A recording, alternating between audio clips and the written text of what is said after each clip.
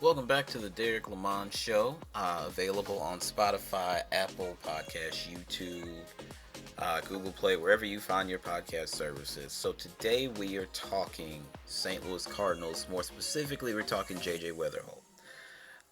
The reason for this is J.J. started off his career as a Cardinal on the big club. He made the team coming out of spring training. His first career hit was a dinger in Busch Stadium. Busch Stadium laid out in all its absolute regalia. You got the famous Cardinals who've, done it on, seeing Ozzie Smith and Tony La Russa and Scott Rowland, Edgar Renteria. I saw Tom Pagnozzi take the first pitch from somebody a couple days ago.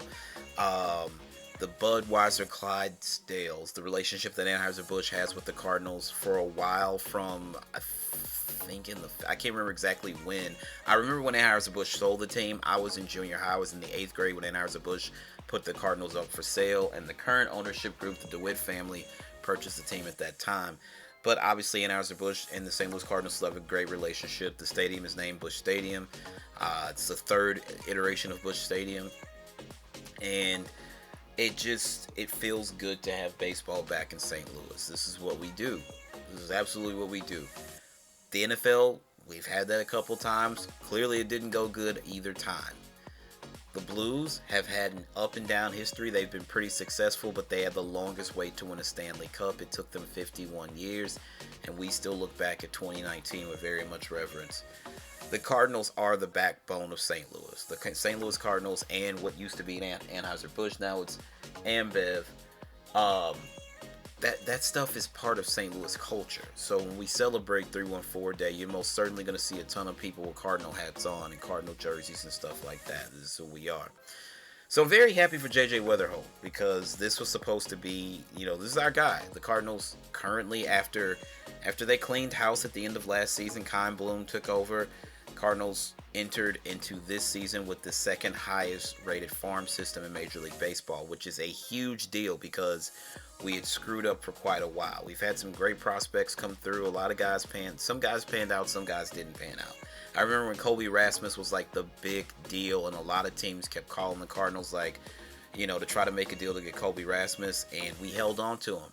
And I'm like, this kid better be worth it. They say he's the future, and Colby Rasmus didn't truly pan out. I remember J.D. Drew. I forget who he got drafted by, and it didn't work out. He didn't sign with the team, and then the next year became a St. Louis Cardinal, and he played really well here for a while, and then he went off to Atlanta and Boston, if I remember correctly. I remember Rick Ankiel having a great rookie season, and then when the playoffs started, he caught the yips and just could not find the plate, and he lost his confidence and he could not pitch anymore, and eventually he became an outfielder, and I still love Rick Ankiel. A lot of guys I've seen come through this farm system in my 43, almost 44 years on this earth, and spending that time as a resident of St. Louis, Missouri. My first love, St. Louis and the Cardinals. A few years back, there was a very, very good prospect, and he's still a member of the St. Louis Cardinals today. His name is Jordan Walker, and I remember there being a lot of hype over Jordan Walker when his career started. So for presidents, I want to talk about really quickly before we go into that, J.J. Wetherholt. So in 2 games this season, he's batting .333. He's got 1 home run, 4 RBIs, and 3 hits. Great, right? Again, his first career hit was a home run. Like, only so many guys that have ever stepped on a baseball field get to actually say that. Only so many guys who have actually stepped on a baseball field went on to play Major League Baseball and can say that. All right?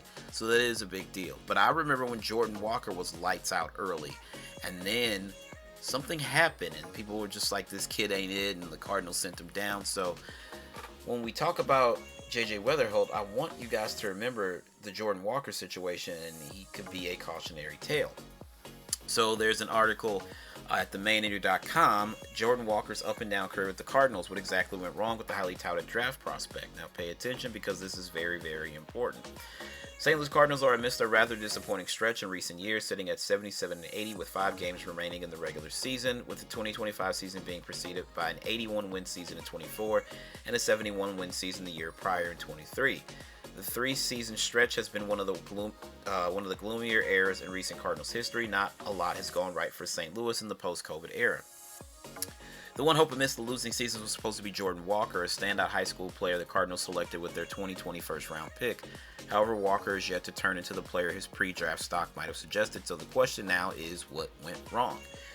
Walker spent a lot of his early years bouncing around minor league organizations before being called up to the official Cardinals roster on opening day 2023, but has since bounced back and forth between the minor league and the main roster before being called up in 2023. Walker played 119 games for AA Springfield in 2022. This was his longest assignment before getting called up to play right field for the Cardinals. Walker had always been a third baseman. That was until the Cardinals asked him to play right field. For the first time in his playing career, a position he never played before, he played 25 games at right field for AA and 12 more during the Arizona Fall League, a total of 37 games at right field before being asked to play the position in the major leagues. Now that's very important. Baseball fields don't have the same dimensions. They only have the same dimensions on the infield. The distance from the pitcher's mound to home plate is the same in all the parks in the country. The distance from home to first, from first to second, second to third, and third back to home is the same in all the ballparks in this country in Major League Baseball. Where the dimensions differ and how the field is set up is when you get to the outfield. Some places have a very deep park. Some places have a shallow park. Yankee Stadium, they called it the house that Ruth built, and a lot of people say no, it was the house that was built for Ruth. They had that short deck in right field where Babe Ruth could basically just stick his bat out there and hit a home run.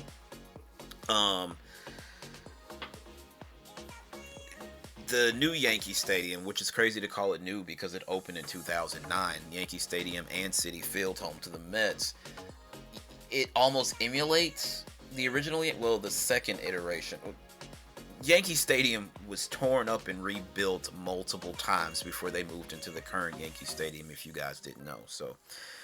But the dimensions are not the same. They're not equal. They're not static all across the league. If you play in the NBA, the court is the same distance in width and length each night. If you play in the NHL, same thing, except when the Bruins played in their old building, they had a smaller ice surface than any other team in the NHL, which is very strange. But at the time the building was built, things were much different.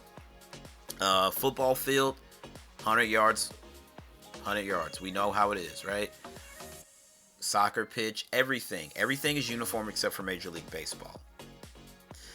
So asking a kid who's never played the position to start playing it in minor league ball and then go play it in the major leagues when he's going to play in Busch Stadium 82 games a year, then he's going to play in different parks across Major League Baseball 81 games a year, and then 81 games a year in other parks. Well, the dimensions are going to be different. Now, the difference, they're like, well, why does this matter, Derek? Because Jordan Walker was a third baseman. Just like my daughter was a third baseman, and they started moving her all over the fucking field, and I didn't really care for that. The distance is still the same from third to home, 90 feet. From third back to second, 90 feet. From second back to first, 90 feet. And from first back home, 90 feet. You see what I'm saying? So the Cardinals asked a lot of, well, they didn't actually ask a lot of him because a lot of players will switch positions. Bryce Harper was drafted as a catcher, and he had to switch to the outfield, and now he's playing predominantly at first base. It happens. When you start to get older and lose your speed, the best place they can put you is first base. Go get yourself a first baseman mitt and park your ass right there on the bag.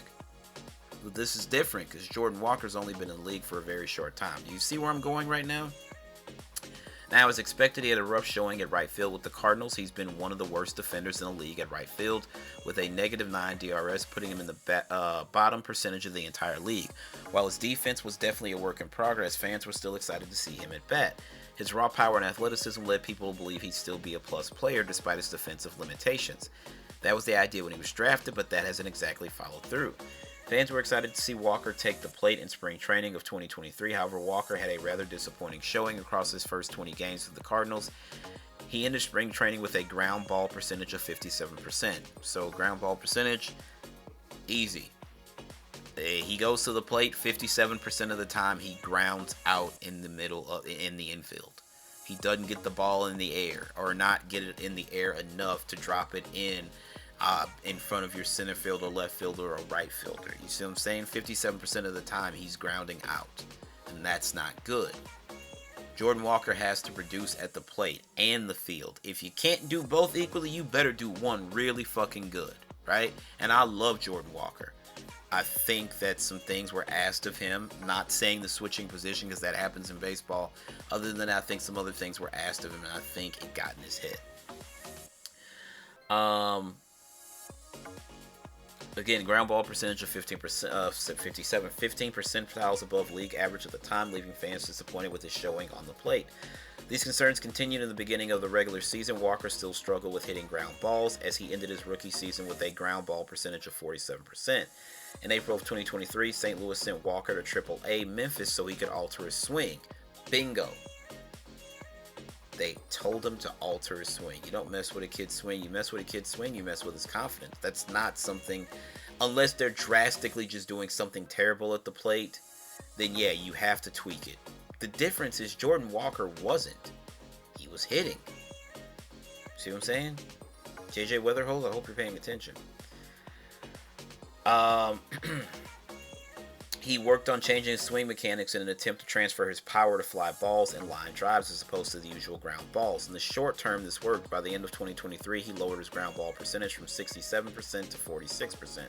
Fans would expect him to only improve, but this was not exactly the case. Walker has shown very limited plate awareness, causing him to still be an extremely below average hitter. Walker ended 2025 with a strikeout percentage of 32.8%, his worst mark to date. That, combined with his poor defense in the field, is why fans still show lots of skepticism. However, there's still hope to be had that Walker's hitting power and raw ability are enough for him to figure out some of his batting shortcomings. Walker has spent 2 seasons post-2023 bouncing in and out of AAA, showing glimpses of improvement, getting brought up, falling back into the same poor tendencies, and then getting sent back down. The hope for the Cardinal fans going into 2026 is that management has veered in the direction of a full-blown refield, with Chaim Bloom taking over John Mozeliak's position as the president of baseball operations, seemingly prioritizing player development, something that Walker would benefit greatly from. Now, while it has been a rough few years for Walker, he is not yet a finished product. Cardinals fans should be looking forward to seeing what Walker can do in seasons to come. I get it, but that was 2023 and it's now 2026. He's got to start showing something. And again, let me just be very clear. I love Jordan Walker as a player. I think he has a very pretty swing. Do I think there's some holes in his swing? True. A lot of people have holes in their swing. I was a leadoff hitter. My job was to get on base. So anything that was in the strike zone, I was taking my shot at it. That's how I learned to be disciplined at the plate. My position in the lineup, in the batting order, definitely dictated what balls I swung at. I couldn't take many chances because I have to get on. The guy batting cleanup, I have to be one of the table setters. When they come to the plate, the table has got to be set so they can eat and get us all in the dugout. Alright, so you don't want to tweak with the guy, fuck with or tweak with the guy's swing. So I felt bad for Jordan Walker over this whole situation. Why that brings us to the conversation today with Mr. Wetherholt is this.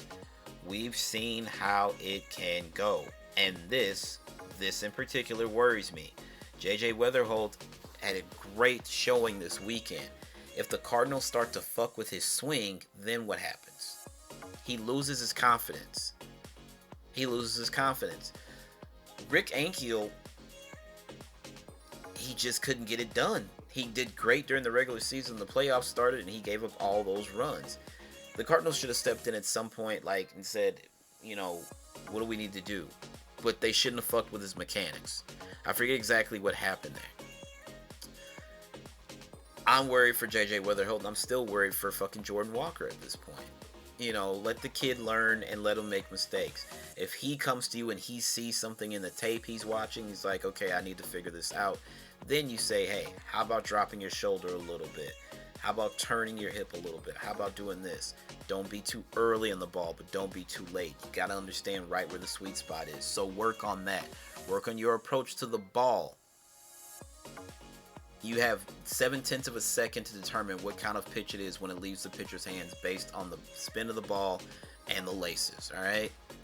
But you know, because you're one of your coaches, when you're grabbing your bat and your helmet to walk out of the dugout, your coach is telling you slider, fastball, changer, and you're like, okay, slider, fastball, changer. And your coach tells you, if you get behind, look for that slider. If you get behind in the count, he's gonna come at you with that slider. That stuff is all good coaching. It's good coaching. So I would like to talk to Jordan Walker and find out if any of that stuff was relayed to him, or they just, you know, did they say anything and just let him ground into a bunch of ground balls and then try to blame him? I don't know. I don't know. But my fear is that they're going to fuck with JJ Wetherholt's swing and it'll be the same situation. And this rebuild will take longer than it actually should. We're going on a few years here of not being in the playoffs. I actually was at the playoff game where Yachty and Pujols played their last game, and it was very, very emotional. I don't know who's the next Yachty. I don't know who's the next Albert. I don't know who's the next Jason Isringhausen, or who's going to have a big moment like David Freese. None of that. We know none of that to start. But one thing I can tell you is I don't want them fucking with Wetherholt's swing, and I'm praying that Jordan Walker has found himself again and found his mojo, and I hope that he has a phenomenal fucking season. Are we still actively tanking? I don't think so. I think management would like to say we're not, but drafting in any sport is not a perfect science, and it's definitely not a perfect science in Major League Baseball. So whether we have our picks or we don't, I don't know. But I just implore you, clubhouse staff, coaching staff, please do not mess with JJ Wetherholt's swing.